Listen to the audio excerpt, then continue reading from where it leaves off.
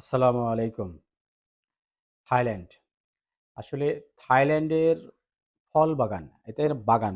এরা এমন বাগানে ফল হারভেস্ট করা, অর্থাৎ ফল তোলা, সেটা হচ্ছে পরিষ্কার করা, কার্টন করা, যেটা প্যাকেজিং করা, গাড়িতে ওঠানো, এই জাতীয় কাজ।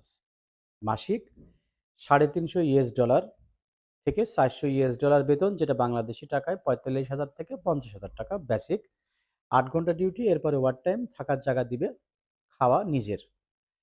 তো বুঝতে পারছেন থাইল্যান্ড আ বাংলাদেশের সাথে চুক্তি হইছে MOE, যে চুক্তির আন্ডারে থাইল্যান্ডে বাংলাদেশী শ্রমিকের একটা চাহিদা হইছে।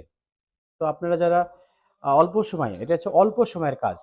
অল্প সময়ে থাইল্যান্ডে যেতে চান, তারা এই সুযোগটা কাজে লাগাইতে পারেন। এখানে কোনো পুলিশ ক্লিয়ারেন্স লাগছে না। এটা ১.৫ থেকে ২ মাস, সর্বোচ্চ ২.৫ মাসের ভিতরে ইনশাআল্লাহ থাইল্যান্ডে যাওয়া যায়। তো এখানে ওয়ার্ক পারমিট ভিসা হবে।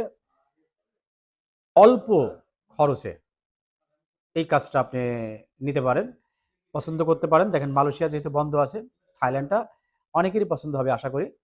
তো আপনারা এই সুযোগটা কাজে লাগাইতে পারেন। আমাদের সাথে যোগাযোগ করতে পারেন। যোগাযোগ করার ঠিকানা তো দেওয়াই আছে। ধন্যবাদ।